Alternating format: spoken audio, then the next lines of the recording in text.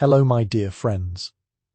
You are standing on a marble balcony, overlooking a city that glitters like a dropped necklace in the hazy, North African sun. This is Alexandria, the pearl of the Mediterranean, a metropolis of ideas, wealth and power. But just below the shimmer, the city hums with a raw, chaotic energy that suggests you, with your modern sensibilities about things like, say, germ theory and basic sanitation, probably wouldn't survive a week here. And that's if you were lucky. So before you get comfortable, take a moment to like the video and subscribe, but only if you genuinely enjoy what I do here. Now, imagine the warm air on your skin, the distant sound of vendors shouting in a dozen languages and the scent of spices mingling with the sea. Find a comfortable position. Dim the lights. Maybe turn on a fan for that soft background hum. And let's ease into tonight's journey together. Your feet are bare on the cool, polished stone of the palace floor. The air inside these royal quarters is a different world from the city below. It's clean, filtered through damp linen sheets hung in the windows, and heavy with the scent of cedar and myrrh. This is a sanctuary, a quiet bubble of order. And at its heart, you see her. Not the bejeweled seductress of Roman propaganda, but a young woman, perhaps 21, kneeling on a reed mat. This is Cleopatra, but she is not studying political reports or practicing a coy smile in a polished bronze mirror. She has a sheet of papyrus spread before her, held down by smooth river stones. In her hand is a reed pen, and she is not writing words. She is drawing. You move closer, a silent observer in her private world. She is meticulously constructing a perfect dodecahedron, her brow furrowed in concentration. Her fingers, free of the heavy rings she wears in public, are stained with a faint trace of black ink. For her, this is not a mere intellectual exercise. It is a form of meditation. In the pure, unyielding logic of geometry, she finds a peace that the world outside cannot offer. Each line is precise. Each angle is true. The universe, in these moments, behaves as it should. It follows rules. It is predictable. A triangle's angles will always sum to 180 degrees. The ratio of a circle's circumference to its diameter will always be pi. This is truth. It is clean, eternal, and incorruptible. In her mind, she can build entire cities of perfect proportions, design aqueducts that flow with flawless efficiency, and chart the stars into a celestial map of absolute certainty. This is her kingdom, a realm of integers and axioms, a place where chaos cannot enter. This is the glamorous illusion of her life, the serene queen in her pristine library, a philosopher-ruler communing with the elegant, silent music of the cosmos.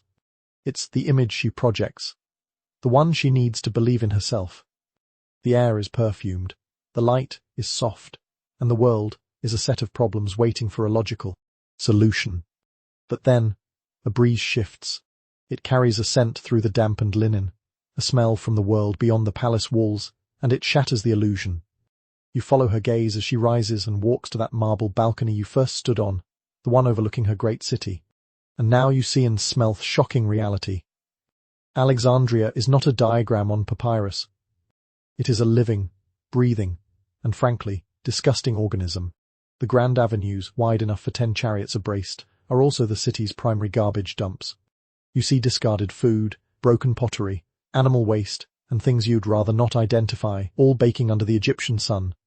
The canals that crisscross the city, which look so charming from a distance, are not filled with sparkling water. They are open sewers, choked with a thick, brown slurry of human and industrial waste. The stench is overwhelming, a physical presence that coats the back of your throat. It's the smell of life, yes, but also of decay, of sickness, of thousands of people and animals living in close quarters with no concept of what a sewage system is. Swarms of flies, fat and lazy, buzz over everything. Down in the streets, you see people stepping carefully, not out of any sense of decorum, but to avoid the worst of the filth. This is the real Alexandria. A chaotic, vibrant, and profoundly unsanitary masterpiece of human settlement. And now you can understand the why behind this jarring contrast. Her obsession with the clean, abstract world of mathematics isn't just an academic passion, it's a psychological necessity. It is her only escape.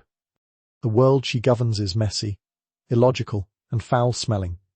People are not points on a grid, they are unpredictable, driven by greed and fear and love. Grain shipments are not simple integers. They are subject to rot, rats, and corrupt officials who skim from the top.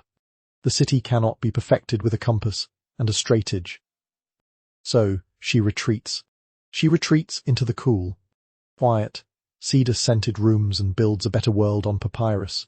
The wise that in an age before germ theory, this level of filth was simply a fact of life. Sickness was believed to be caused by miasma, by bad air, which is why the wealthy, like Cleopatra, were so obsessed with perfumes and incense.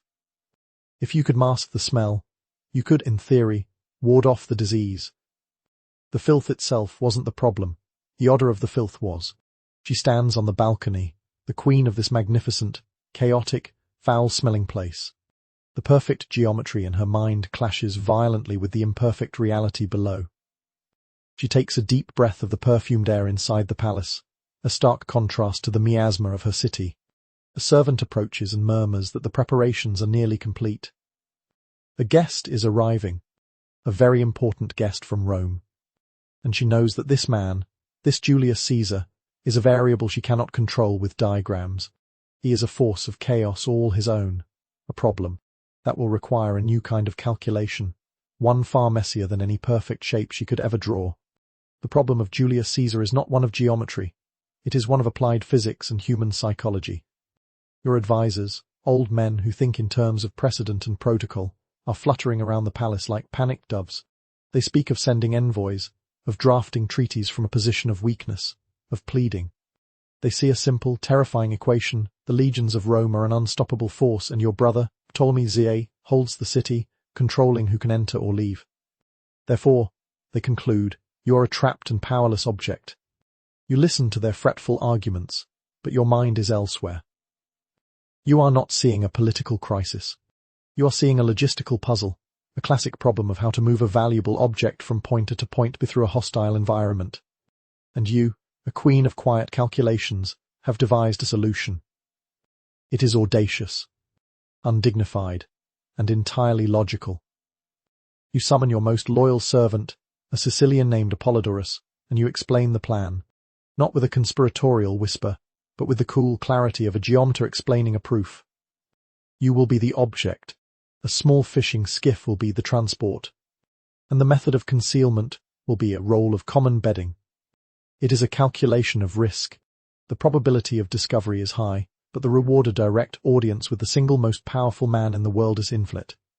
The math, as you see it, is sound. History, of course, turns this into a glamorous illusion.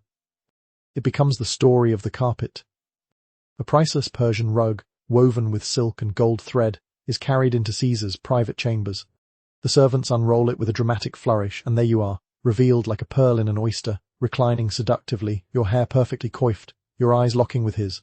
It's a scene of pure theatre, a masterful act of feminine wiles. Emerge not as a supplicant, but as a goddess, a magical gift delivered to his very feet. In this telling, the carpet is a prop in a play of seduction, and your victory is won before you even speak a word. It's clean, it's clever, and it makes for a fantastic story. But you are living the shocking reality, and it is anything but glamorous. The carpet is not a luxurious tapestry. It's a thick, heavy roll of woolen bedding, the kind of thing stored in a dusty palace cellar. As Apollodorus wraps you in it, the rough, scratchy fibers prick at your skin through your fine linen chiton. The air is immediately stale, tasting of dust and the pungent, bitter herbs used to repel moths and mice. Then, he heaves you over his shoulder. You are a sack of grain, a bundle of laundry. Your head is down, the blood rushing to it, and with every step he takes, you are jolted and bumped against walls and door frames. There is no dignity here.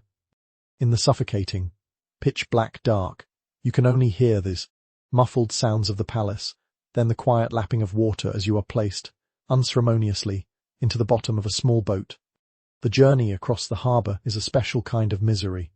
The boat rocks, and the combination of the motion, the stuffy air, and your upside-down position makes you dizzy and nauseous. The rough wool smells faintly of damp and mildew.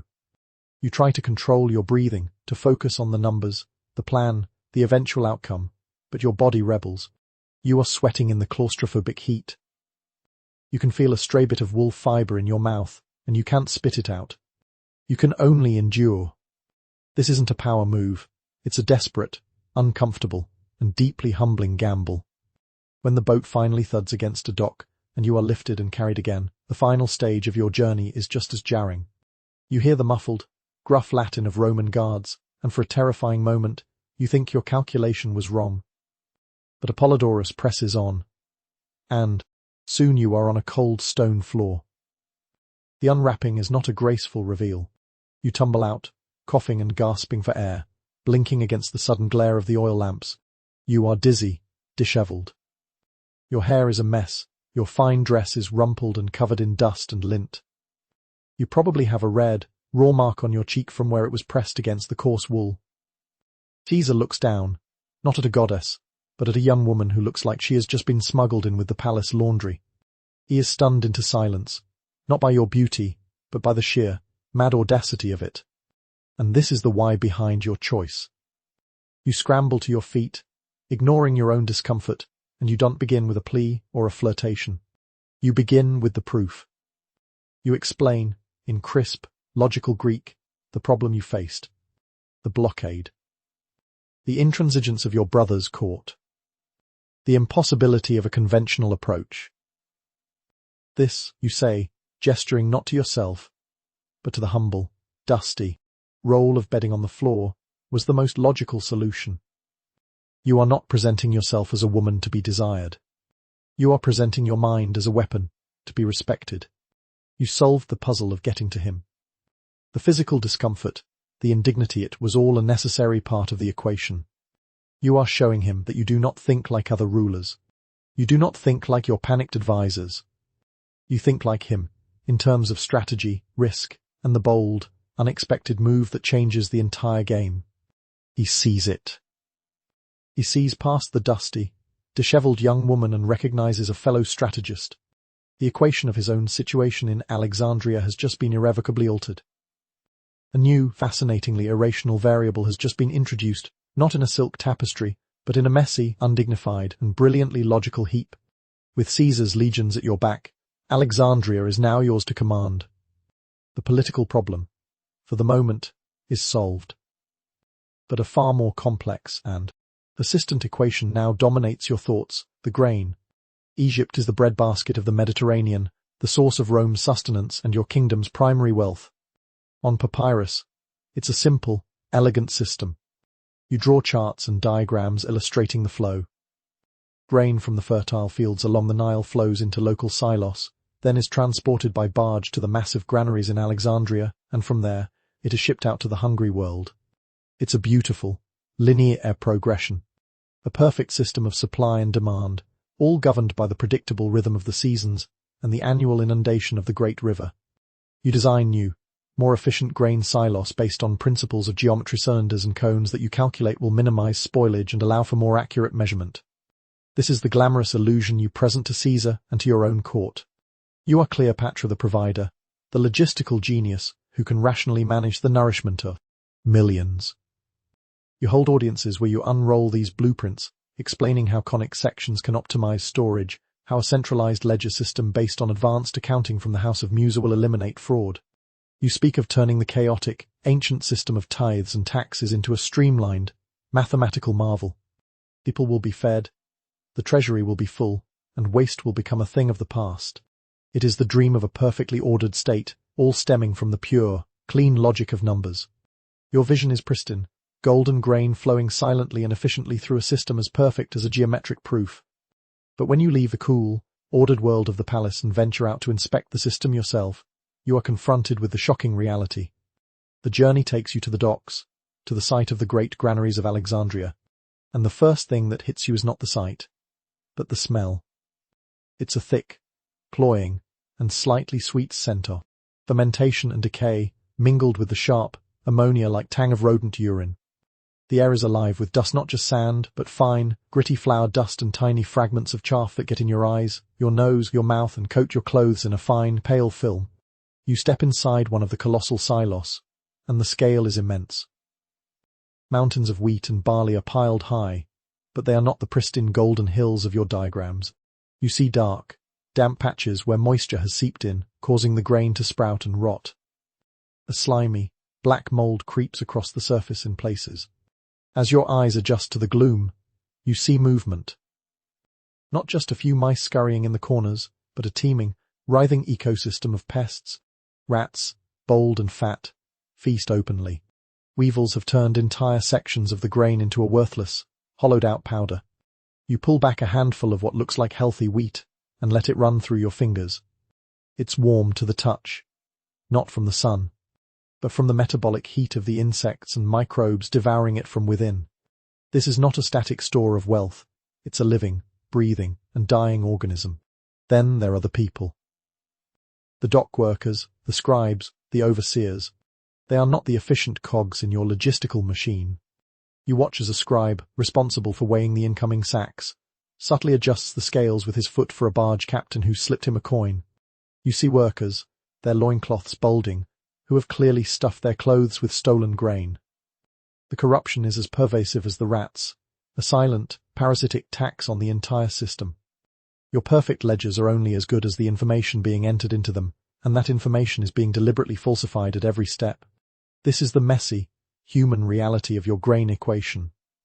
It's not a clean number in a ledger, it's a decaying, infested, and constantly plundered resource. The why of this chaos is twofold. First, the science of preservation was non-existent. There was no understanding of microbiology, of mold spores, or the life cycles of insects. Foliage wasn't seen as a preventable failure of process, but as an inevitable act of nature, a kind of spontaneous decay that one simply had to accept. You could try to keep things dry, you could use cats and mongooses to control the rats, but a certain percentage of loss was simply factored in as unavoidable. Your geometric silos might be a theoretical improvement, but they can't change the fundamental nature of grain in a hot, humid climate without modern technology. Second, the corruption was systemic.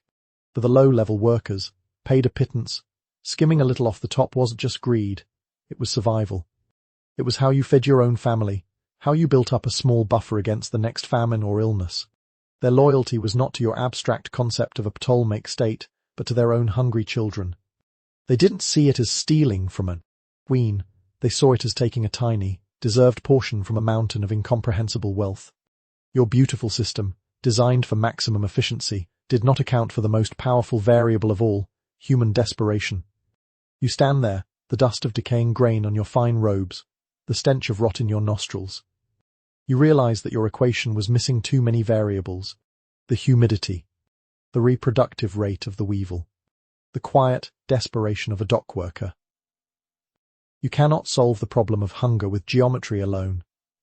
As you turn to leave, you see a Roman quartermaster watching you, a cynical smile on his face. He knows this reality. He has dealt with it his whole career. And in his eyes, you see a challenge. Your clever Greek mathematics are useless here. This is a world of grit, rot, and thieves, and you will have to find a different, dirtier kind of logic to control it. The problem of power is also a problem of presentation. Now that you are firmly on the throne, with Caesar as your let's call him a guest, you must look the part of a queen. More than a queen, a living goddess. The people must see you not as the woman who arrived in a dusty bedroll, but as Isis personified, a being of unearthly beauty and divine authority. And for you, a mathematician, this is not a matter of vanity. It is a formula. Beauty is an equation you can solve. It consists of specific input pigments, powders, oils, and textiles designed to produce a predictable output, or, in the quiet of your chambers, you approach your daily adornment not as a ritual of vanity, but as a chemist in a laboratory. You have papyrus scrolls that detail the precise mixture for your kohl eyeliner, the exact ratio of crushed carmine beetles to beeswax for your lip stain, the specific botanicals to be steeped in oil to perfume your skin. This is the glamorous illusion, the one captured in busts and legends. Cleopatra, the epitome of exotic beauty. Her eyes, dramatically lined in black, gaze out with mysterious power. Her skin glows with a subtle, golden sheen. Her lips are a perfect, vibrant red. Her robes of the finest, sheerest linen, dyed a brilliant Tyrian purple, cling to her form. She is a work of art, meticulously constructed each day. The scent that precedes here a complex blend of lily, myrrh, cardamom, and cinnamon is itself a statement of wealth and power, a fragrant cloud that separates her from the common, foul-smelling air of the world. Every element is calculated. The dark coal makes the whites of her eyes appear brighter, more striking. The red lips suggest health and vitality. The shimmering powders on her skin catch the light, creating an ethereal glow. This is not a woman getting ready for her day. This is a goddess preparing to be worshipped. But as you sit before a polished bronze mirror, a servant begins to apply these calculated compounds, and you are intimately aware of the shocking reality. Let's start with your eyes. The dramatic, beautiful, black coal is not some gentle, modern eyeliner. It is a paste made primarily of galena, which is a lead sulfide. You are deliberately painting your eyelids with a heavy metal. It's mixed with soot, animal fat, and sometimes other minerals like malachite. You can feel the slight grittiness of the powder as it's applied with a small ivory stick. You know that it sometimes makes your eyes water and itch, and you've seen older court ladies whose eyes are perpetually red and weeping from a lifetime of use. But the look is non-negotiable. Then comes the foundation, the quest for that perfect, pale, glowing complexion. This is achieved with a fine white powder, which is Cerosity white lead. A slave girl gently dusts your face, neck and chest with a soft plume of feathers, and you have to be careful not to inhale. You know the stories of cosmetic makers and wealthy women who developed the pallor, a creeping sickness that caused tremors, madness, and eventually death, but nobody made the connection to the pretty white dust. They just saw that it worked. It smoothed the skin, hid blemishes, and created the pale, luminous look that signaled you did not have to toil in the sun. You are coating your face in a known poison for the sake of an image. The blush and lip color are no better. The vibrant red comes from crushed cochineal beetles, which is harmless enough, but often mixed with a base of red ochre containing cinnabar-mercury sulfide, another potent neurotoxin, applied directly to your skin and lips. As you press your lips together to even the color, you can taste the faint, metallic tang. The glamorous illusion of your divine beauty is built on a foundation of lead, mercury, and arsenic. You are a walking, breathing chemical experiment. The very things that create your image of perfect, eternal life are slowly, insidiously poisoning you. And here we find the why behind this deadly glamour. The connection between these substances and their toxic effects was completely unknown. In the ancient world, if something worked, you used it. Lead powder made you look pale and aristocratic. Excellent. It didn't matter that it might be killing you slowly, because you wouldn't connect the vague, creeping symptoms of heavy metal poisoning with your daily beauty regimen. Instead, illness was attributed to curses, divine disfavor, or the ever-present miasma. In fact, the lead-based eye makeup had an unintended benefit. When mixed with the moisture in the eye, the lead salts would stimulate the production of nitric oxide, a chemical that can help fight off bacterial eye infections like trachoma, which were rampant in dusty, flay-blown Egypt. So, in a strange way, the poison was also a prophylactic. They knew it worked to keep the evil eye of infection away. They just didn't know the chemical reason why. The desire for a specific aesthetic, one that screamed "I am not a common laborer," was so powerful that it overrode any concerns about the materials. Ooh. Beauty was power, and power was worth the risk. Even the risks you couldn't see. You stare at your reflection in the hazy bronze. The image looking back is powerful, divine, and flawless. But you, the mathematician, know the truth. You are an equation where beauty is one variable and poison is another. And you know, with a cold, logical certainty that has nothing to do with superstition, that this particular formula cannot be sustained forever. The cost is being paid, molecule by molecule, day by day. With your image perfected and the granaries under a semblance of control, your focus shifts upwards, to the heavens. The sky above Alexandria is a vast, open book, and you, more than any Ptolemy before you, are determined to read it. The traditions of your dynasty are steeped in Egyptian astrology and Greek astronomy. The movements of the planets, the phases of the moon, the rising of the star Sothis or Sirius to signal the Nile's flood, these are the celestial mechanics that underpin your right to rule.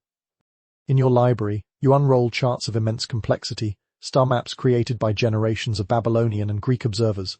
You calculate the movements of the planets with a precision that is startling. You can predict eclipses, track the retrograde motion of Mars, and plot the journey of Venus across the sky. For you, this is the ultimate expression of order. The cosmos is a grand, predictable clockwork.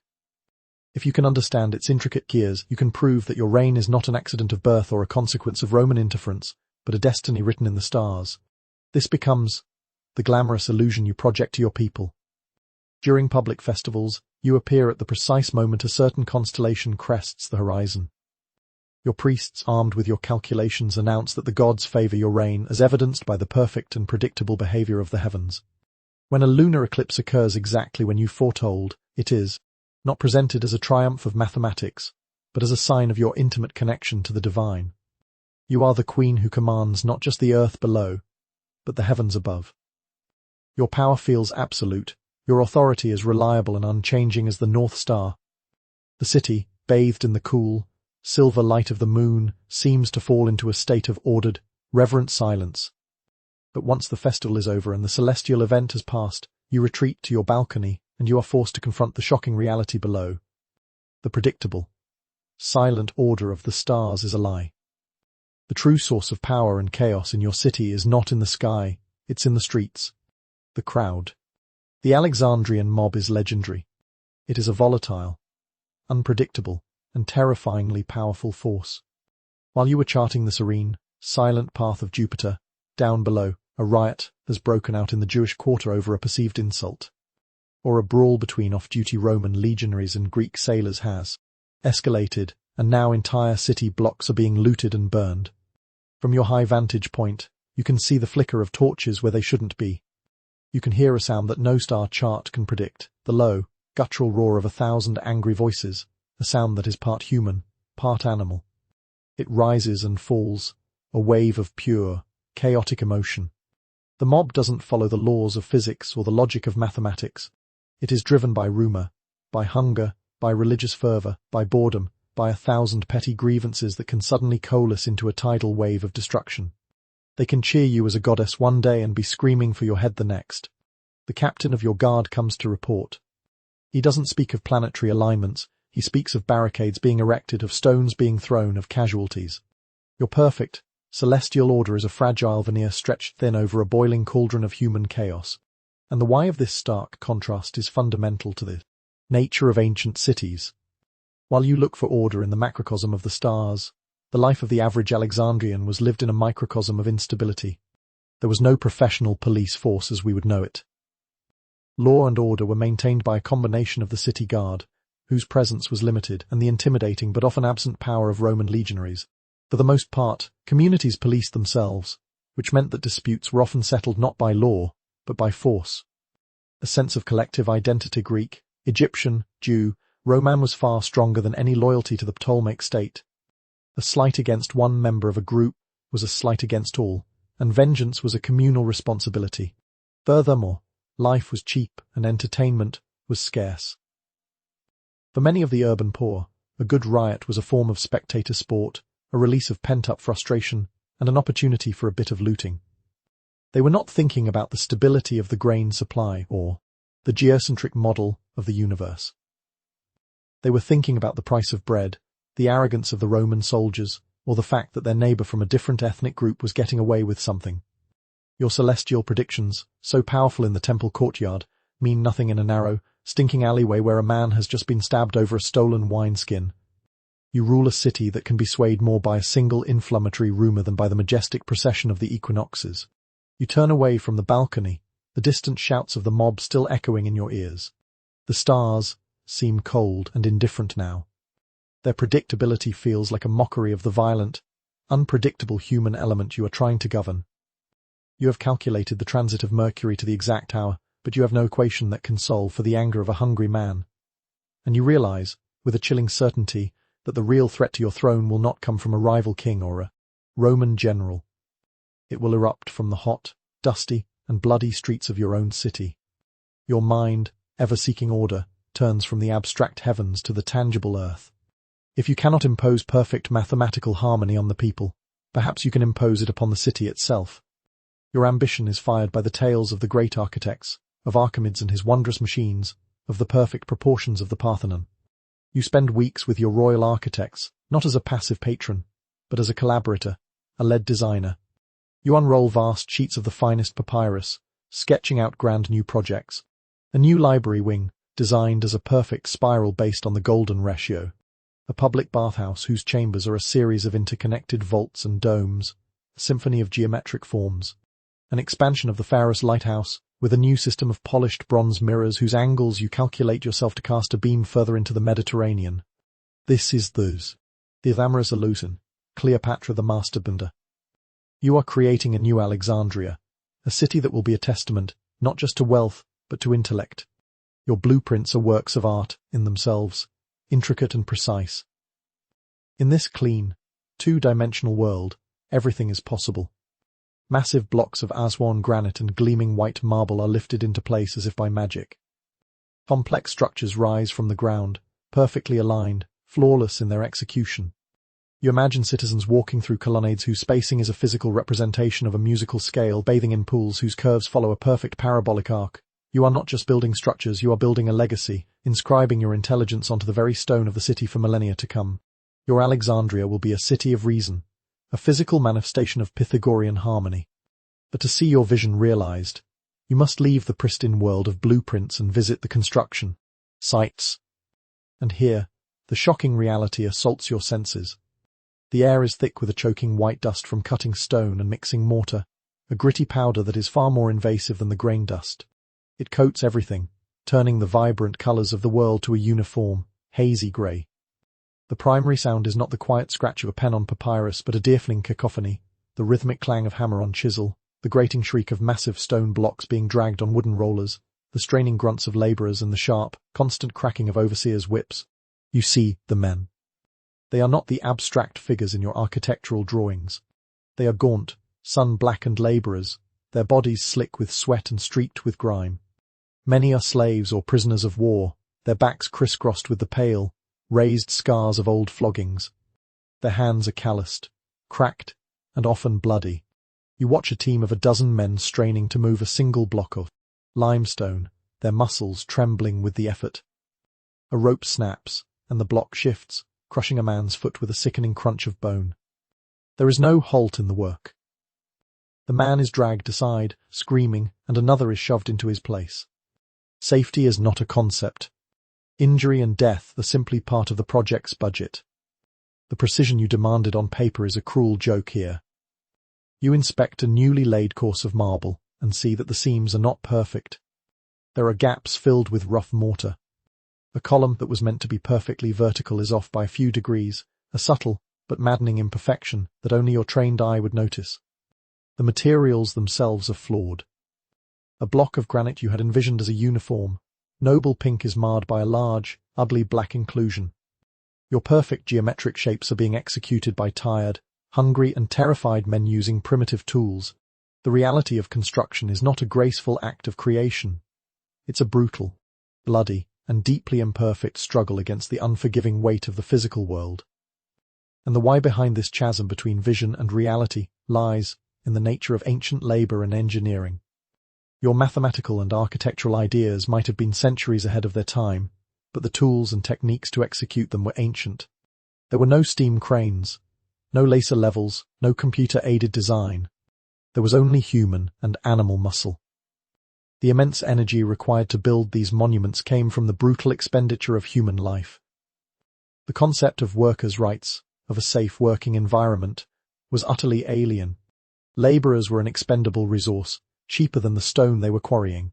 Furthermore, the very idea of perfection was different. The goal was not the machine-like precision you dream of, but an overall effect of grandeur. From a distance, the temple looked magnificent, and that was what mattered. The small imperfections, the slightly misaligned columns, the shoddy joinery hidden in the shadows, these were acceptable compromises. The overseer's job was not to achieve mathematical perfection, but to get the temple built on schedule, and to not lose too many slaves in the process. They were working within a system where brute force was the primary tool and human suffering was a line item. Your elegant blueprints, in this context, are not a guide to be followed faithfully, but a vague ambition to be approximated through sweat, blood, and fear. You stand there, a fine silk shawl held over your mouth to keep out the dust, the sounds of misery ringing in your ears. The beautiful spiral library on your papyrus is being built with the broken bodies of men. The perfect curve of your bathhouse dome is being paid for with crushed limbs and casual brutality. You realize that to build a world of perfect order, you must employ the most savage and chaotic of forces, human suffering. The clean lines of your drawings are forever, stained by the blood and dust of their creation. The variables in your life have, until now, been largely quantifiable. Rain. Stone. Stars. Even Caesar, for all his ambition, was a man who operated with a certain cold, Roman logic. You understood his motivations. You could, in a sense, plot his trajectory. But now, a new element has entered the equation of your kingdom, and he defies all mathematical analysis. Mark Antony. He is not a neat integer or a rational number. He is an irrational variable, a force of nature who seems to revel in chaos, a man driven by appetites and emotions that you find both fascinating and deeply illogical. You approach him as you approach any complex problem. You study him, you analyze him, you attempt to create a model that will predict his behavior. This is the glamorous illusion, the one immortalized by poets and playwrights, the epic romance of Antony and Cleopatra. It is a love story for the ages, a tale of two larger-than-life figures who sacrifice empires for their passion. They are portrayed as equals in a grand drama, their days filled with lavish banquets, witty banter, and a love so profound it shakes the foundations of the world. In this version, you are not just his lover, you are his intellectual partner, the clever strategist who guides his ambition. You manage him with a sophisticated blend of charm and counsel. Your union is a perfect fusion of Roman brawn and Greek intellect, a partnership destined to rule the world. You are the calm, calculating center to his whirlwind of passion.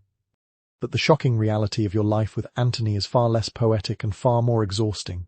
Managing Antony is not like guiding a planet in its orbit. It's like trying to chart the path of a thunderstorm. His moods swing with terrifying velocity. One day, he is a brilliant, charming commander, full of bold plans and infectious energy. The next, he is sunk in a black, sullen depression, drinking himself into a stupor for days on end, refusing to see anyone. You don't have strategic meetings over maps, you have screaming arguments in the middle of the night that end with him storming out or you locking yourself in your chambers.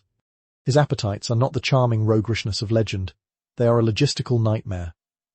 His entourage of hangers-on, sycophants and drunken cronies fills the palace, turning your ordered, cedar-scented sanctuary into a raucous, stinking tavern. They spill wine on priceless scrolls, break delicate statues, and insult your courtiers. You find yourself constantly mediating disputes, smoothing ruffled feathers, and paying for damages. You try to engage him in a discussion about tax policy, and he responds by challenging you to a drinking contest or suggesting you both go fishing in the dead of night, dressed as commoners. He is a child in the body of a general, a man whose capacity for greatness is matched only by his talent for self-destruction. You try to apply logic. You create flowcharts in your mind. If he is drunk and belligerent, then apply flattery and diversion. If he is melancholic, then present a new, exciting military plan. But he is consistently, maddeningly unpredictable. Your attempts to channel his energy into productive governance are like trying to build a dam with sand. He is not a problem to be solved. He is a state of chaos to be endured. You spend less time as a co-ruler and more time as a glorified handler, cleaning up his messes, both literal and political. The romance is not a meeting of minds, it's the constant, draining effort of a brilliant, ordered woman trying to keep a brilliant, disordered man from imploding and taking her kingdom with him. The why behind this difficult reality is rooted in their vastly different worlds and personalities. You are the product of a sheltered, academic Ptolemaic court, raised to believe in reason, order, and the power of the intellect. Your entire life has been a struggle to impose that order on a chaotic world. Antony, on the other hand, is a product of the brutal, chaotic, and deeply personal world of the late Roman Republic. He is a soldier. He has spent his life on campaign, living in tents, eating hardtack, and winning the loyalty of his men not through brilliant strategy alone, but through shared hardship, charisma, and sheer force of personality. His world is one of violent emotions, fierce loyalties, and living in the moment. He doesn't trust neat, abstract plans, he trusts his gut, his sword arm, and the men who will die for him. He sees your attempts to manage and organize as cold and controlling. You see his reliance on emotion and impulse as reckless and juvenile. You are speaking two completely different languages. Your idea of a good evening is studying a new text from the library. His is a wild party that lasts for 3 days. Where you see a dangerous lack of foresight, he sees a life lived to the fullest. He is not a failed version of you. He is a completely different operating system. He is attracted to your intellect and your regal calm precisely because he lacks it, but he has no idea how to live within it. And you, in turn, are drawn to his raw vitality and passion, a force so alien to your own nature, but you are utterly unequipped to domesticate it. You lie awake at night, long after he has passed out from wine, and you try to fit him into your equations. But he breaks them. Every time. He is the ghost in your perfect machine, the random number that makes a mockery of your calculations. And for the first time, you are forced to confront a truth that terrifies you. Some of the most powerful forces in the universe, like love, or whatever this chaotic thing is, cannot be measured, predicted, or controlled. They can only be experienced, for better or for worse. With Antony providing a new, if unstable, layer of military security, you turn your logical mind to a problem more fundamental than politics or architecture, public health. Understand, on a mathematical level, that a healthy population is a productive population. Sickness is a drain on the economy. Plagues are a catastrophic failure of the state. You cannot accept the prevailing wisdom that disease is simply the will of the gods or a punishment for sin. There must be a system, a logic to it. So you begin to design one. In the clean world of your papyrus scrolls, you draft plans for a sanitary city. You design public latrines with channels that will carry waste away. You create new regulations for the city's markets, mandating that butchers dispose of offal far outside the city walls. Most ambitiously, you design a new aqueduct, a marvel of engineering, that will bring fresh, clean water from a source high upriver, bypassing the contaminated Nile Delta. This is the glamorous illusion, Cleopatra the enlightened sanitarian, a ruler centuries ahead of her time, waging a war on filth and disease with the weapons of reason and engineering. You envision Alexandria, not just as the intellectual capital of the world, but as the cleanest. A city of wide, washed streets, of healthy, robust citizens, of fragrant public gardens. You see children drinking clean water from public fountains, their cheeks rosy with health. You imagine the rates of dysentery, cholera, and typhoid, though you don't know them by those names, only by their grim symptoms plummeting. Your reign will be remembered not just for its military alliances, but for the gift of health you gave your people. It is a legacy of pure, logical benevolence. But when you attempt to implement these grand designs, you collide with the shocking, grotesque reality of pre-germ theory medicine. You summon the most respected physicians of Alexandria to the palace to consult on your plans. They are not scientists, they are practitioners of a grim and bizarre art. You speak of clean water, and they speak of the 4 humours, blood, phlegm, yellow bile, and black bile. Sickness, they explain to you with condescending authority, is not caused by filth. It is caused by an imbalance of these humours. The cure, therefore, is to rebalance them. You tour a facility that passes for a hospital. The stench is a nightmare combination of stale sweat, blood, urine, and herbal poultices. You see a patient suffering from a fever. The physician's treatment is not hydration and rest. He takes out a bronze scalpel unwashed from the previous patient and opens a vein in the man's arm, letting his blood, the hot humour, drain into a bowl. The man, already weak, grows paler. The physician nods, satisfied that the excess humour has been removed. You see another patient with a festering wound on his leg. The prescribed treatment is a plaster made of donkey dung and honey. The theory is that the dung will draw out the evil spirits causing the pus, while the honey, at least, has some mild antiseptic properties they stumbled upon by accident. They are, in essence, fighting a fire with a bucket of filth. You try to argue for your sanitation plans, and they look at you with pity. They see a queen dabbling in matters she doesn't understand. Why build a costly aqueduct when a simple purgative made of black hellebore can violently evacuate the bowels and restore humoral balance? Why worry about garbage in the streets when the real danger is an unfavorable alignment of the planets? The medical establishment is not just an obstacle, it's a fortress of dogma, built on centuries of tradition that is actively harmful. Your logical, preventative measures are seen as naive and irrelevant in a world where the standard cure for a headache is drilling a hole in the patient's skull to release the pressure. The why of this medical nightmare is that their entire worldview was fundamentally different. Without microscopes, without any concept of bacteria or viruses, the humoral theory was actually a fairly logical system.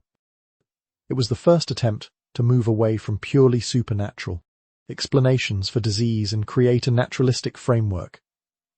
It was observable, blood was hot and wet, phlegm was cold and wet. It made a kind of intuitive sense.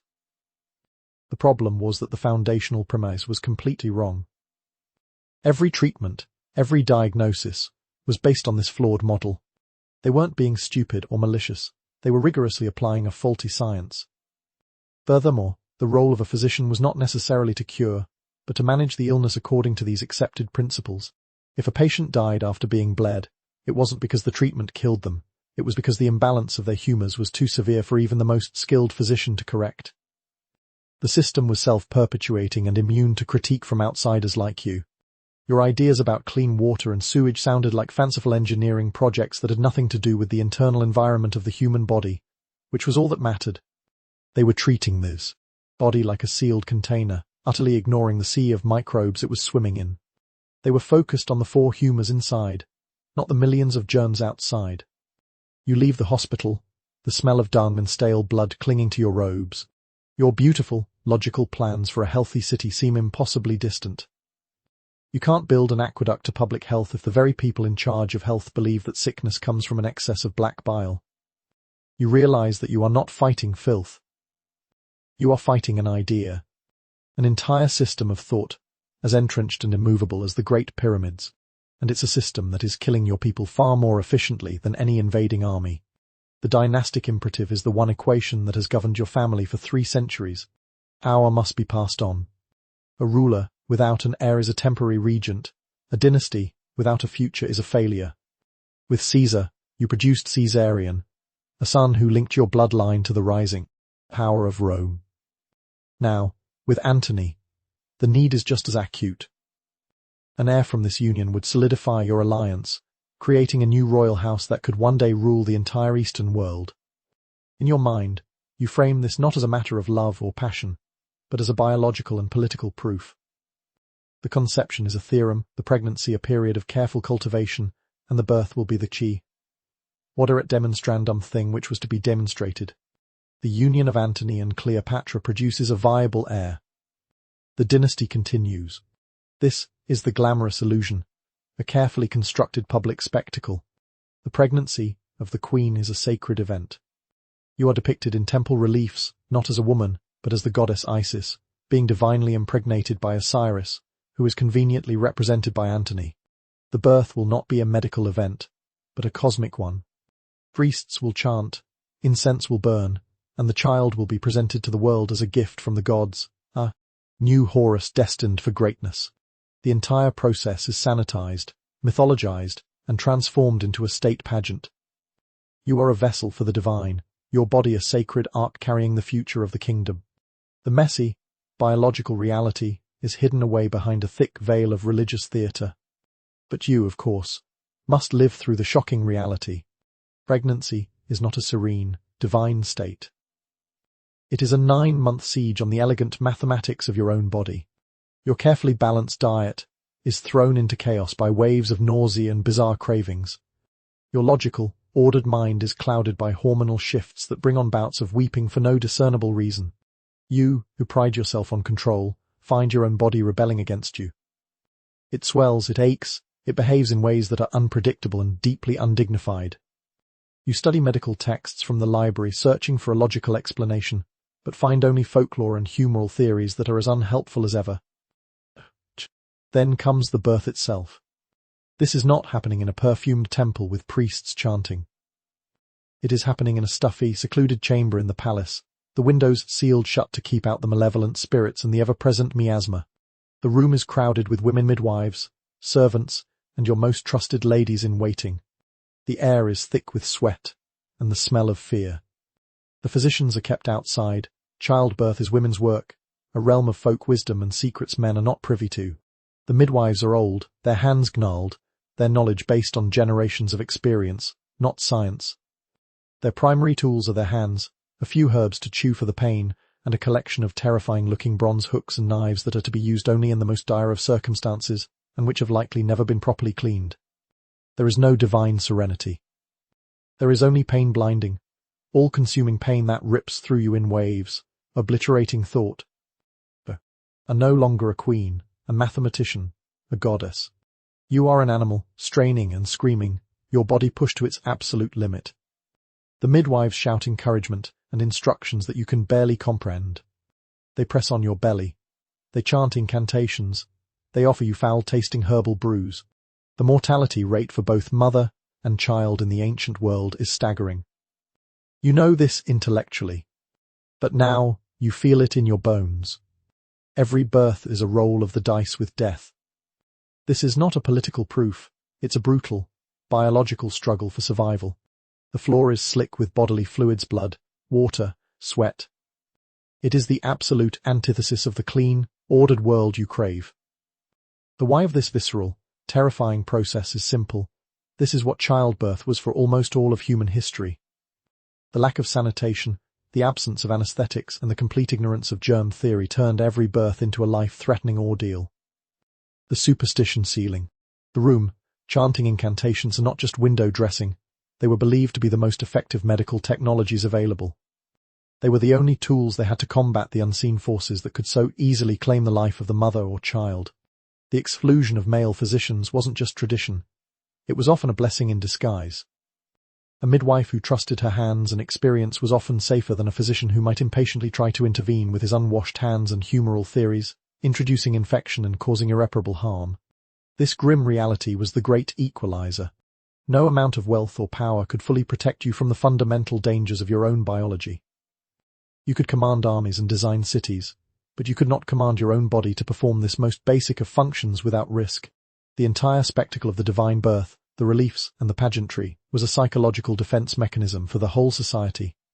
It was our way of taking the most terrifying, bloody, and uncertain event in a woman's life and cloaking it in a comforting narrative of divine will and cosmic order. They had to believe it was a miracle, because the alternative that it was a messy, dangerous, and often fatal biological gamble was simply too frightening to face. When it is finally over, and a slick, screaming infant is placed in your arms, the relief is so profound it feels like a physical substance. You have solved the equation. The proof is complete. But as you lie back, exhausted and sore, in the foul-smelling, blood-stained room, you know the truth. This was not a neat calculation. It was a chaotic, savage, and bloody battle. And you know, with the chilling clarity of experience, that the continuation of your great dynasty rests not on the clean logic of succession, but on the brutal and unpredictable lottery of birth. With your heirs secured, and your city buzzing with new construction, you turn your attention to this intellectual heart of your kingdom, the great library of Alexandria. This is your true sanctuary, even more so than your private, geometric-obsessed chambers. The library is not just a collection of scrolls, it is the physical manifestation of pure reason, a testament to the cumulative knowledge of the known world. In your mind's eye, it is a place of serene, scholarly pursuit. You picture silent halls of gleaming marble, scholars in clean white robes debating philosophy in quiet, respectful tones, and an atmosphere of pristine intellectual order. The air is cool and smells only of old papyrus and cedarwood oil, used to preserve the scrolls. This is the glamorous illusion, the idea of the library that has captivated the world for 2 millennia. It is a symbol of a lost golden age of knowledge. A place where the works of Homer, Plato, and Sophocles rested alongside treatises on Babylonian astronomy, Egyptian medicine, and Indian mathematics. It represents the pinnacle of ancient intellectual life, a repository of all human genius, perfectly organized, catalogued, and preserved under the benevolent patronage of a philosopher queen. You see it as a vast, interconnected brain, a perfect, incorruptible archive where ideas exist in their purest form. When you walk its halls, you are walking through the very soul of civilization. But as you spend more time there, not just as a patron, but as a scholar, you are forced to confront the shocking, and frankly, smelly reality. The library is not an incorruptible, pristine entity. It is a physical place, subject to the same laws of decay as everything else. The first thing you notice is the smell. While there is the pleasant, dry scent of old papyrus, it's mingled with something else. A faint, musty odor of damp and mildew that lurks in the less visited corners. The climate of Alexandria, while dry for much of the year, is still humid, and it is a constant battle to keep the damp from seeping into the storage rooms and turning priceless scrolls into mouldy pulp. Then there is the physical nature of the books themselves. A scroll is not a neat, durable codex. It is a fragile, unwieldy object. To read it, you must unroll it with both hands, and the papyrus, brittle with age, often cracks and flakes. You see scribes painstakingly copying older, crumbling scrolls onto new ones, knowing it's a losing battle. For every scroll they copy, 10 more are slowly turning to dust. Tiny fragments of ancient texts litter the floor like intellectual dandruff. And the pests are a nightmare. Despite the cedar oil, bookworms and other insects are a constant threat. You pick up a scroll of Eratosthenes' work on geography, and as you unroll it, you see that a tiny worm has burrowed a neat, destructive tunnel straight through his calculation of the Earth's circumference, obliterating a crucial set of numbers. The scholars, too, are not the serene sages of your imagination. They are men always, men riven by petty, academic rivalries, plagiarism, and bitter feuds over funding and prestige. You overhear two famous poets arguing, not about the finer points of epic meta, but about which one of them gets the larger stipend from the royal treasury. You see a historian subtly altering a source to make his own theory seem more plausible. The head librarian, a man you appointed for his brilliant mind, spends most of his days navigating these political minefields, not contemplating the eternal truths. The pursuit of knowledge is not a pure, noble quest, it's a grubby, competitive, and all too human enterprise. The why of this grimy reality is the simple, physical truth of preservation before modern technology. A papyrus is an organic material. It is, essentially, dried grass. It is meant to decay. The idea of a permanent archive was a constant, desperate struggle against nature itself. Every scroll in the library was a ticking clock. The only way to preserve a text was to copy it, and every copy introduced the possibility of human error, a skipped line, a misspelled word, a correction by a scribe who thought he knew better. The library was not a static vault, it was a dynamic, decaying, and constantly evolving organism. It was less a pristine brain and more a frantic, leaky lifeboat for human thought, with scribes constantly bailing water to keep the whole thing from sinking into oblivion. The academic infighting was also an inevitable consequence of the system. The library was not a public institution. It was the museum, the House of the Muses, a research institute funded directly by you, the monarch. The scholars who worked there were supported by royal patronage. This meant that their livelihood depended on staying in your good graces. They had to produce work, they had to appear brilliant, and they had to outshine their rivals. It was a high-stakes environment where intellectual disagreements could easily become vicious personal attacks, because your career and your next meal depended on winning the argument.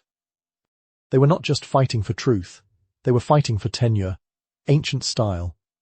You stand in the heart of this great, decaying monument to the human mind. You hold a fragment of Sappho's poetry, the edges crumbling in your fingers, and you are overcome by a sense of profound, mathematical sadness. For every line that has survived, you can calculate how many thousands have been lost, eaten by worms, turned to dust, or simply faded away on a neglected shelf. The sum of human knowledge is not a steadily growing integer. It is a number that is constantly being subtracted from. The great library is not a fortress of knowledge. It's a beautiful, tragic, and ultimately doomed testament to its fragility. The world is closing in. The ambitions of Octavian, Caesar's coldly efficient heir in Rome, have become a threat that can no longer be ignored. The political equation has been simplified to a terrifying binary. It will be Antony and you, or Octavian. World is not big enough for both. Antony, ever the soldier, insists the conflict must be settled at sea. He is a landsman, a commander of legions, but he is convinced that a decisive naval victory will shatter Octavian's power and prestige. You, the mathematician, are skeptical. A land battle plays to Antony's strengths. A sea battle introduces too many unpredictable variables, wind, tides, the complex choreography of hundreds of ships. But Antony's passion overrides your logic. And so, you begin to plan for a naval war. On the vast floor of a palace chamber, you create a tactical map. Miniature, carved wooden ships are your data points. You use the geometric principles of Euclid and the strategic writings of the Greeks to devise what you believe is a perfect battle plan. You calculate the optimal formations, the angles of attack, the precise maneuvers that will allow your larger, heavier ships to crush Octavian's smaller, nimbler vessels. Your strategy is a glamorous illusion of control. It is a chess game played on the placid, predictable surface of a polished marble floor. Here, the winds are always favourable. The crews are always perfectly disciplined. The ships turn on a dime, their rams striking with geometric precision. In this pristine, bloodless simulation, your victory is not just possible, it is a logical certainty. You present the plan to Antony and his generals, a masterpiece of naval theory, a beautiful and deadly proof. The day of the battle dawns, off the coast of Actium in western Greece.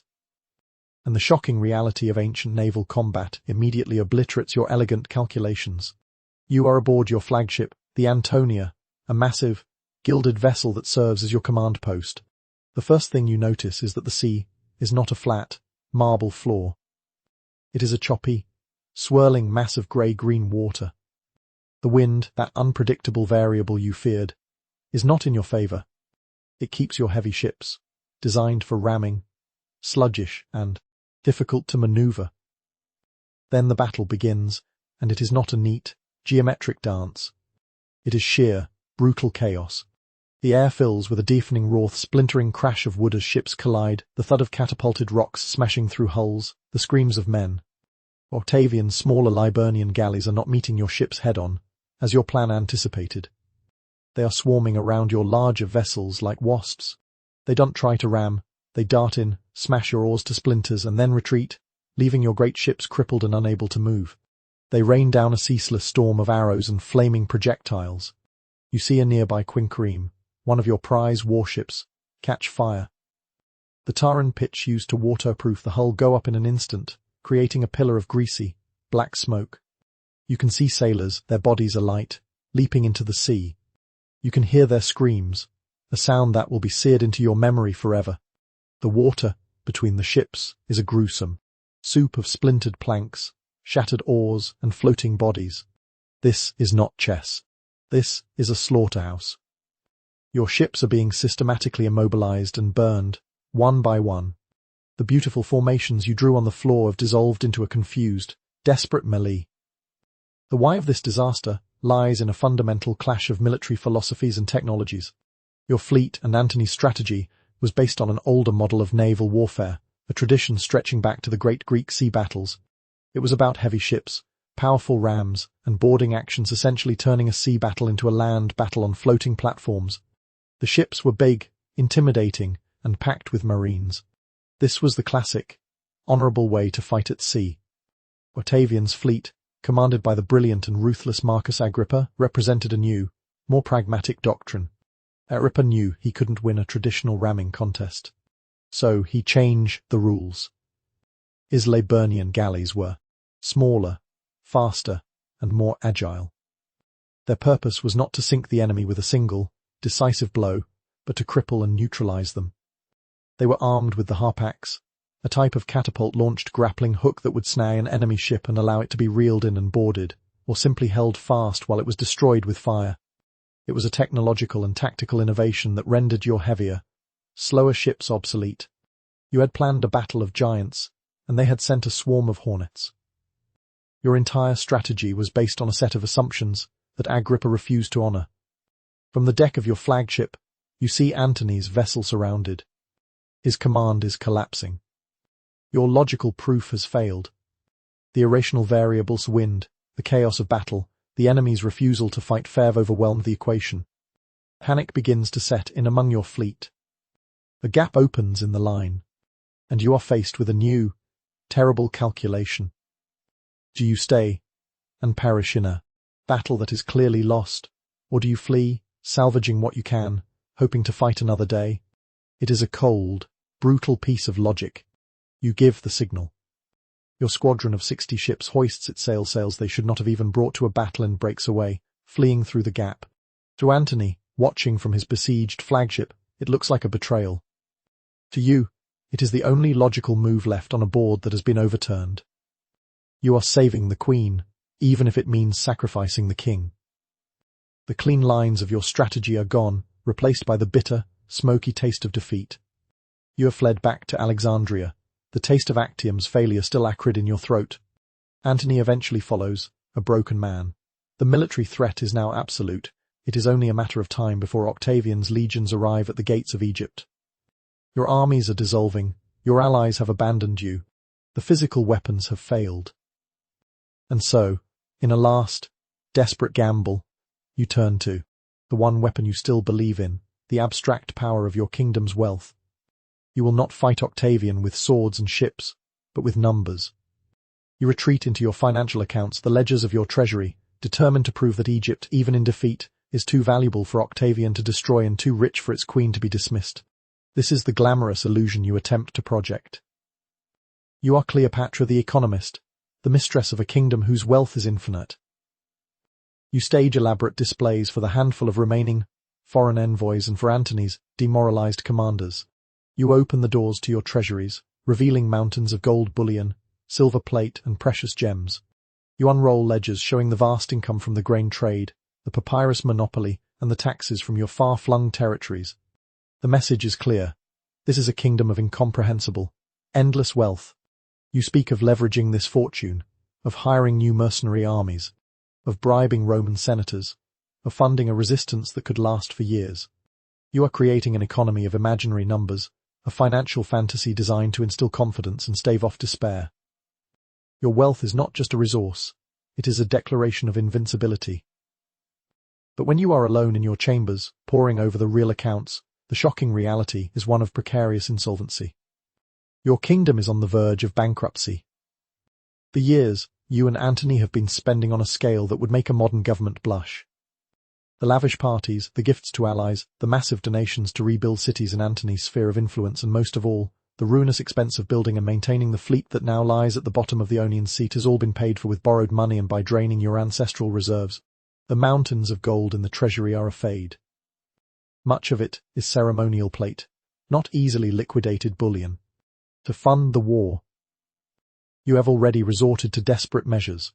You debased the currency, issuing new silver coins that contained more bronze than precious metal. At first it worked, but now inflation is spiraling out of control. The price of bread in the markets of Alexandria is skyrocketing. Merchants are beginning to refuse to accept the new currency, demanding old coins or payment in kind. You see reports of riots in the poorer districts, not out of political loyalty to Octavian, but out of sheer hunger. The complex economic machine you command is seizing up. The flow of trade, the lifeblood of your economy, is slowing to a trickle as news of your defeat spreads. The infinite wealth is a hologram, and it's beginning to flicker. The why of this economic collapse is a timeless story. First, the economics of ancient warfare were fundamentally unsustainable. Wars were not funded by issuing government bonds or by a complex system of national debt. They were funded by plunder, by debasing the currency, or by direct, crushing taxation. You and Antony had been spending on the promise of a future victory that would allow you to plunder the wealth of Rome. When that victory failed to materialize at Actium, the entire financial house of cards came tumbling down. You were left with all the debt and none of the spoils. Second, the very concept of a national economy was different. Wealth was seen as a static quantity, a pile of gold in a vault. The idea of economic growth, of investment stimulating productivity, was rudimentary at best. The Ptolemaic economy was, at its core, an extractive one. It was designed to extract wealth from the peasants and from the land and channel it upwards to the crown. It was not designed for resilience or dynamism. When the central authority faltered and the military that guaranteed the extraction failed, the system had no ability to adapt. The debasement of the currency was a classic sign of a desperate regime. It was a short-term solution that inevitably destroyed long-term confidence, a lesson that governments have had to painfully relearn for the next 2,000 years. You look at your ledgers, the columns of numbers that once seemed so solid, so reliable. They now seem to mock you. They are not a fortress, they are a tombstone. You have calculated your assets and your liabilities, and the equation does not balance. It results in a negative number so large it is meaningless. You hear Antony outside, drinking with his last few loyal soldiers, making loud, hollow boasts about a final, glorious battle. He is lost in a fantasy of honor and courage. You are lost in a colder, more terrifying fantasy of numbers. And you both know, in your own way, that the game is over. The wealth of Egypt, the legendary treasure of the Ptolemies, was not enough. It was just another variable in a final, brutal equation that only had one possible solution. The end is no longer a possibility. It is a mathematical certainty. Octavian's legions are marching across the desert. Antony's final, desperate sally from the city has collapsed in a pathetic fiasco, his remaining troops deserting or surrendering. There is nowhere left to run, no more variables to manipulate. All that is left is to plan for the inevitable. But you will not simply let the end happen to you. You will design it. Your final great architectural project will not be a library or a lighthouse. It will be your tomb. You retreat with your two most loyal servants, Iras and Charmian, into the half-finished mausoleum you have been constructing for years. It is a formidable structure, built of massive blocks of granite, with a heavy, retractable stone door. Here, surrounded by your treasures, you will orchestrate your final scene. This is the glamorous illusion, the last grand act of defiance. The queen, defeated but unbowed, sequesters herself in her magnificent tomb. It is a fortress of death, a place of stoic, regal dignity. Inside, she is surrounded by this accumulated wealth of her dynasty, chests of gold, priceless jewels, and sacred artifacts. The tomb itself is a masterpiece of design, a puzzle box of secret passages and false chambers, designed to protect her mortal remains for eternity. She will face her end on her own terms, in a setting of unparalleled splendor. She will not be a captive, but a monarch making her final royal decree. Her death will be a work of art, as meticulously planned and executed as any other project in her life. But as the great stone door grinds shut, sealing you inside, the shocking reality of your situation is immediate and visceral. The tomb is not a serene palace of the afterlife. It is a dusty, unfinished construction site. The air is stale and thick with the smell of cold stone and mortar. The light is dim, filtering through a few high, narrow slits in the walls. Your treasures are piled in heaps, not elegantly displayed. There are sacks of coins, wooden crates of artifacts, and piles of royal regalia, all covered in a fine layer of granite dust. It is less a throne room and more a cluttered, high-security storage locker.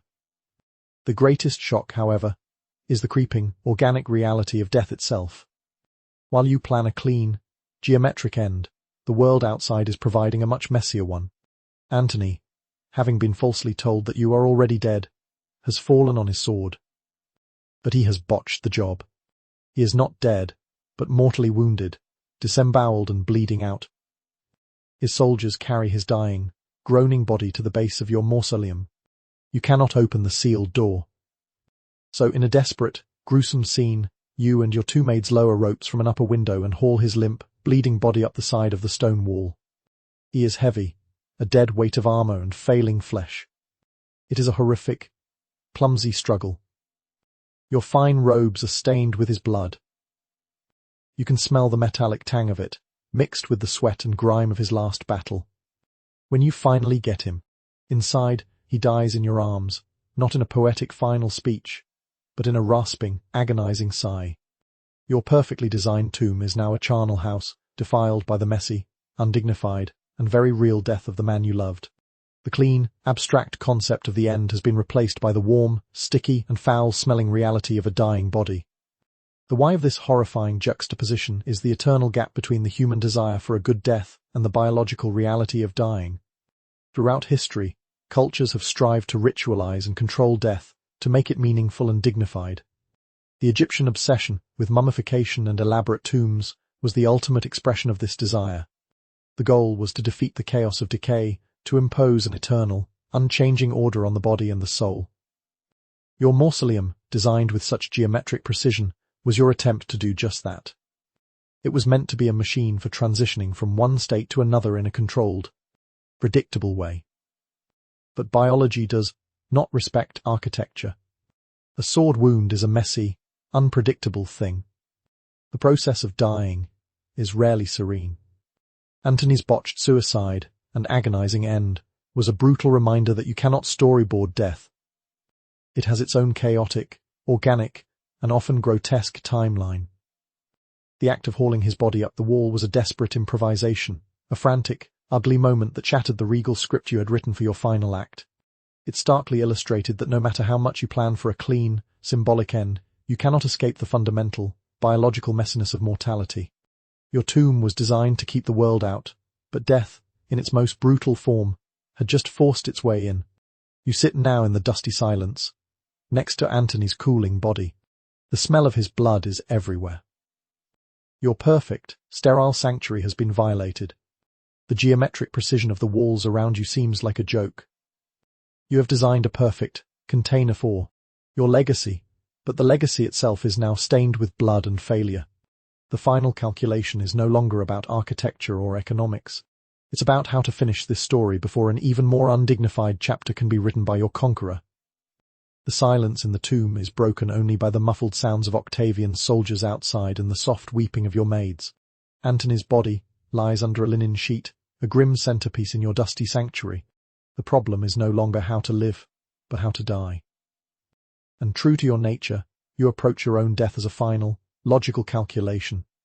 Suicide is the solution to an unsolvable equation. The variables are simple. Capture means humiliation. It means being paraded through the streets of Rome in Octavian's triumphal procession, a living symbol of his victory and your failure. This outcome is unacceptable. Therefore, an alternative must be found.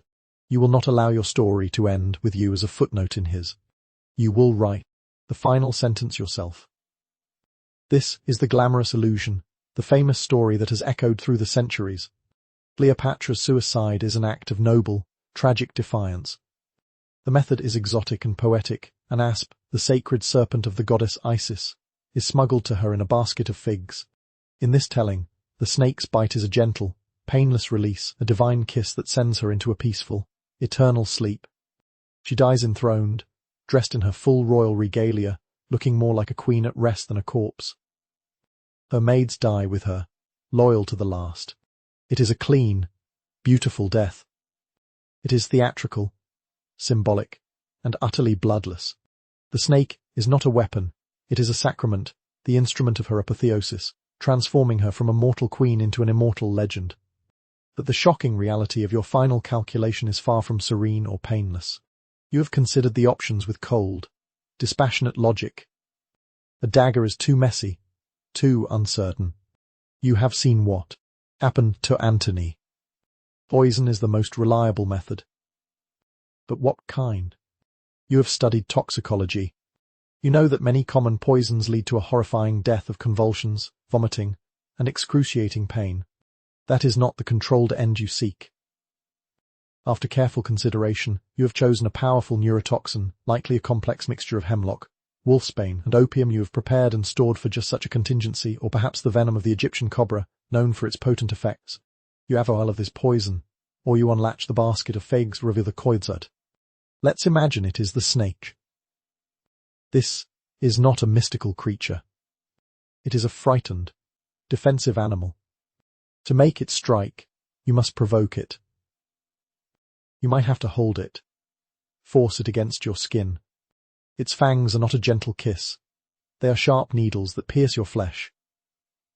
The venom itself does not induce a peaceful sleep.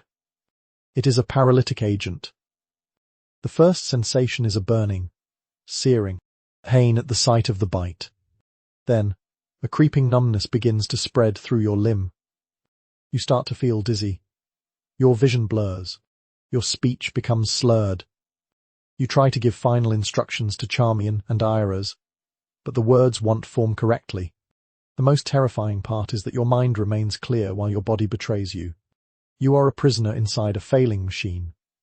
Your diaphragm, the muscle that controls your breathing, becomes paralyzed. You begin to suffocate. You can't draw a full breath. Each gasp is a desperate, rasping struggle for air. There is no dignity in this. There is panic, a primal, animal terror.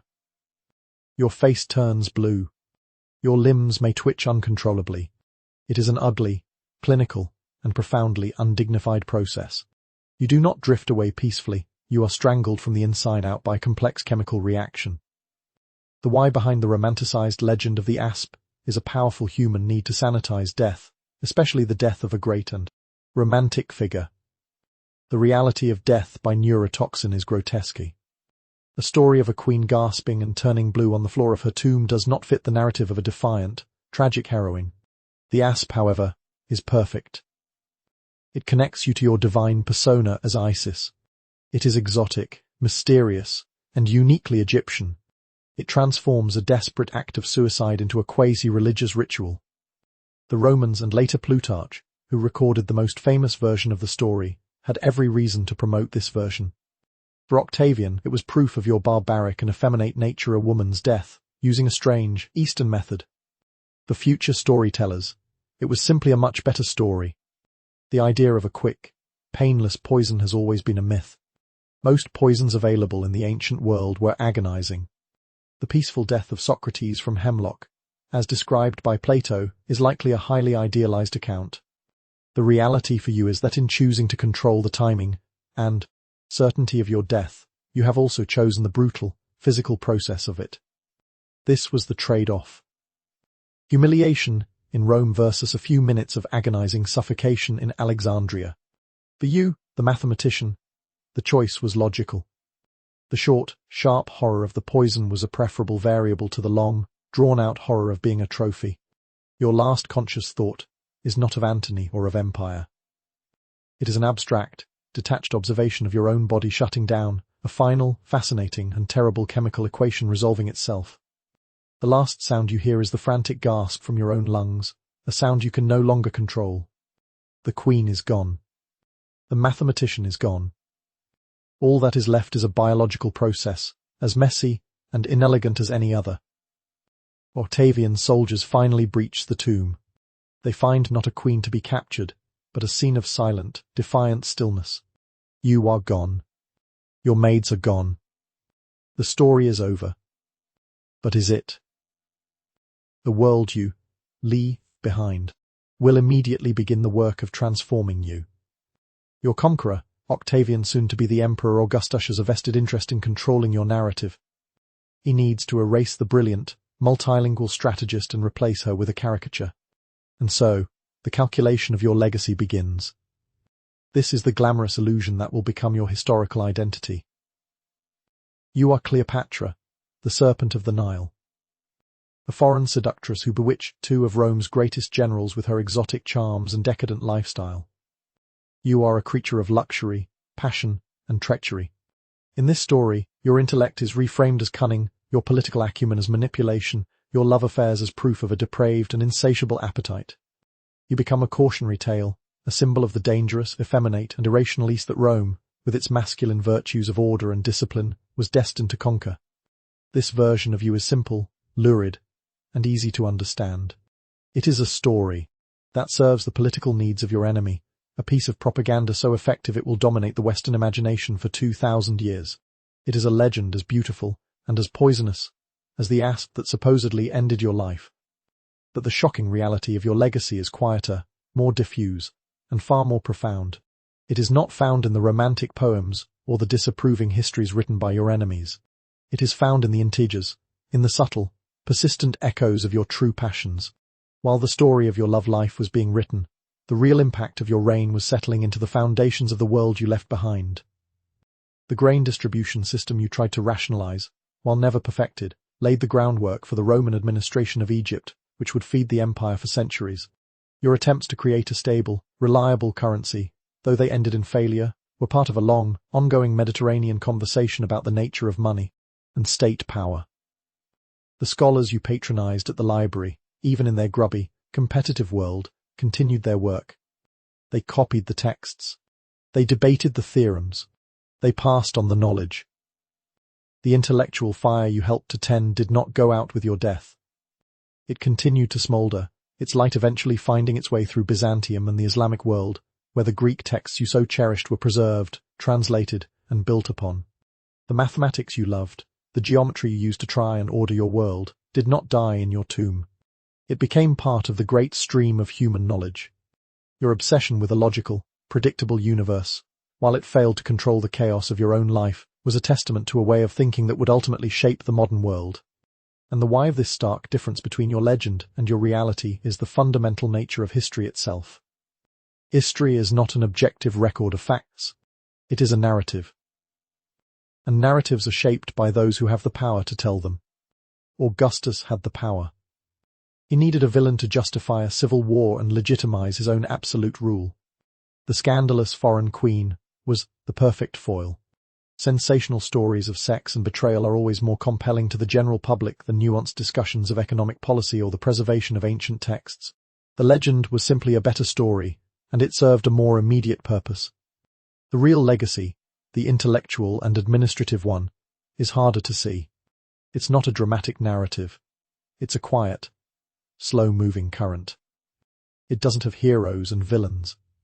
It has systems, ideas, and incremental changes. It's the difference between a lightning strike and a tectonic plate shifting. The lightning strike, your dramatic life and death, is what everyone sees and remembers.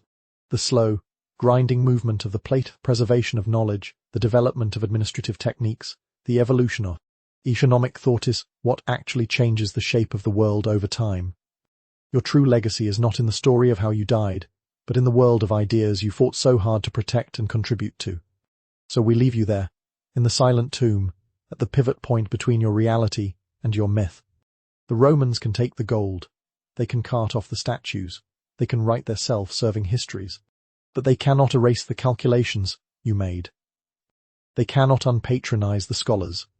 They cannot burn the idea of a world governed by reason and logic. The echo of your true self, the queen of quiet calculations, will persist, not as a romantic tragedy, but as a subtle, invisible, and far more enduring integer in the grand equation of human history. The story of your alternate life, my dear friend, is now drawing to its final, quiet close. The echoes of battle have faded. The scent of poison and perfume has dissipated on the dry Egyptian air. The sharp, clean lines of your geometric dreams have softened, blurring into the hazy twilight of history. All the frantic calculations, the desperate struggles to impose order on a chaotic world, have finally found their resolution in a profound and lasting silence. The great, messy, vibrant, and brutal equation of your life has been solved. Now, there is only stillness. Let the image of that dusty, quiet tomb begin to fade from your mind. Let go of the weight of empire, the sting of defeat, the cold logic of your final choice. Feel instead the gentle weight of your own blanket, the soft pressure of the pillow beneath your head.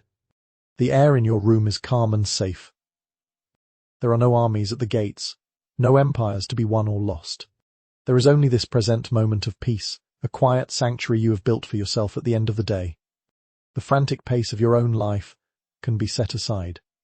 The calculations and worries can be shelved, like ancient scrolls, to be dealt with another time. For now, there is nothing left to do, nothing left to prove. You can release the tension in your shoulders, in your jaw, in the small muscles around your eyes. Allow your breathing to deepen, to find its own slow, natural, and peaceful rhythm. The journey's over. It is time to rest. End of script. Sweet dreams.